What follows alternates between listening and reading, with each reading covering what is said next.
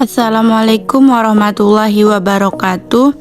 Nama saya Tiara Ramadhani dari Prodi Komunikasi Penyiaran Islam KPIB, Fakultas Dakwah dan Komunikasi, dengan dosen pengampu Bapak Haji Muhammad Iqbal Abdul Muin LCMA. Di sini saya akan menjelaskan tentang terminologi hadis. Ada hadis, sunnah, khobar, atsar. Saya akan menjelaskannya satu persatu. Yang pertama ada hadis. Kata al-hadis secara etimologi merupakan isi musyarik kata kerja yang berarti komunikasi, cerita, percakapan baik dalam konteks agama maupun duniawi atau dalam konteks sejarah atau peristiwa dan kejadian aktual secara etimologi. Ahli hadis, ahli usul, dan ulama fikih berbeda pendapat dalam memberikan pengertian hadis. Di kalangan ahli hadis sendiri ada beberapa definisi yang antara satu dengan yang lain agak berbeda. Ada yang mendefinisikan bahwa hadis adalah segala perkataan Nabi SAW, perbuatan dan hal ihwalnya. Yang termasuk hal ihwal ialah segala pemberitaan tentang Nabi seperti yang berkaitan dengan himma, kemauan, karakteristik, sejarah kelahiran, dan kebiasaan-kebiasaan. Dengan pengertian hadis menurut ahli usul, dampaknya hanya terbatas pada perkataan Nabi serta tidak termasuk perbuatan tarki dan hal ihwal atau sifat-sifatnya. Namun demikian, perkataan Nabi yang dimaksud oleh ahli usul dapat dimaklumi karena bentuk-bentuk hadis yang lain terkadang disampaikan oleh Nabi dalam bentuk perkataan untuk menjelaskan perbuatan beliau, seperti perintah untuk melaksanakan sholat dan manasik haji. Dengan kata lain, bahwa hadis menurut mereka adalah segala penjelasan Nabi yang dapat dijadikan dalil dalam menetapkan hukum syarah, hukum taklif, wajib, haram, mandub, makruh, dan mubah sesuai dengan sigat yang ditunjuknya. 2. Sunnah.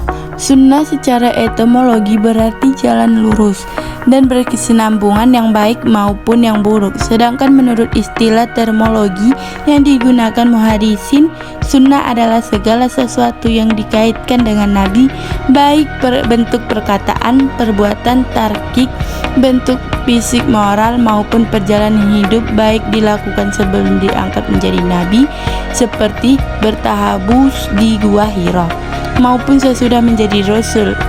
Ini menurut kalangan ulama usul. Sunnah adalah sesuatu yang disandarkan kepada Nabi selain Al-Quran, baik berupa perkataan, perbuatan, ataupun tarki yang pantas menjadi dalil hukum syarah. Sedangkan menurut fuqaha, sunnah adalah hal-hal yang berasal dari Nabi, tetapi hal itu tidak fardu dan tidak wajib.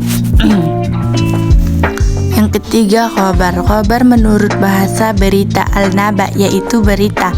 Sedangkan menurut istilah terdapat 3 pendapat, yaitu yang pertama, khobar adalah sinonim dari hadis, yaitu sesuatu yang disandarkan kepada Nabi dari segi perkataan, perbuatan, tarki, dan sifat. Yang kedua, khobar berbeda dengan hadis. Hadis adalah sesuatu yang berasal dari Nabi, sedangkan khobar adalah berita yang datang dari selain Nabi atas dasar dengan muhadisin, sedangkan mereka yang berkecimpung dalam kegiatan sejarah dan sejenis disebut al-khabir. Yang ketiga, khobar lebih umum dari hadis. Hadis adalah sesuatu yang berasal dari Nabi, sedangkan khobar adalah sesuatu yang datang dari selain Nabi. Pendapat ini maka seorang ahli al-hadis atau al-sunnah. Yang keempat ada atsar. Atsar secara etimologi berarti bagian al-syai, yaitu sisa atau peninggalan sesuatu. Sedangkan pengertian secara terminologi ada 2 pendapat. Yang pertama, atsar adalah sinonim dari hadis, yaitu segala sesuatu yang berasal dari Nabi. Yang kedua, atsar adalah berbeda dengan hadis, yaitu sesuatu yang disandarkan kepada sahabat dan tabi'in yang terdiri atas perkataan dan perbuatan. Dari keempat pengertian tentang hadis, sunnah, khobar, dan atsar, sebagaimana diuraikan di atas, dapat ditarik suatu pengertian bahwa keempat istilah tersebut pada dasarnya memiliki kesamaan, namun segala sesuatu yang datang dari Nabi, baik berupa perkataan maupun ketetapan. Kedudukan dan fungsi hadis. Pada masa Rasulullah tidak ada sumber hukum selain Alkitab, Al-Quran, dan Al-Sunnah. Di dalam Allah Ta'ala terdapat pokok-pokok yang bersifat umum bagi hukum-hukum syariat tanpa pemaparan rincian keseluruhannya dan percabangannya, kecuali yang sejalan dengan pokok-pokok yang bersifat umum, yaitu yang tidak pernah berubah oleh bergulirnya waktu dan tidak berkembang lantaran keragaman manusia dan lingkungan dan tradisi masing-masing. Secara global, sunnah sejalan dengan Al-Quran menjelaskan yang mubham, merinci yang menjumal itu. Kedudukan dan fungsi hadis. Pada masa Rasul tidak ada sumber hukum selain Alkitab, Al-Quran, dan Al-Sunnah. Di dalam Allah Ta'ala terdapat pokok-pokok yang bersifat umum bagi hukum-hukum syariat tanpa pemaparan rincian keseluruhannya dan percabangannya, kecuali yang sejalan dengan pokok-pokok yang bersifat umum itu, yang tidak pernah berubah oleh bergulirnya waktu dan tidak berkembang lantaran keragaman manusia dan lingkung-lingkung dan tradisi masing-masing.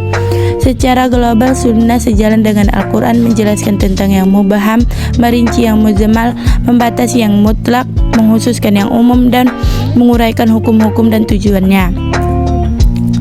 Sunnah Rasulullah juga menandaskan dan mengukuhkan apa yang dijelaskan oleh Al-Quran Al-Karim atau mencabangkan hukum pokok yang ada padanya, termasuk ke dalam kelompok ini adalah hadis-hadis yang menunjukkan kewajiban, contohnya sholat, zakat, puasa, haji, sedekah, dan lain-lain.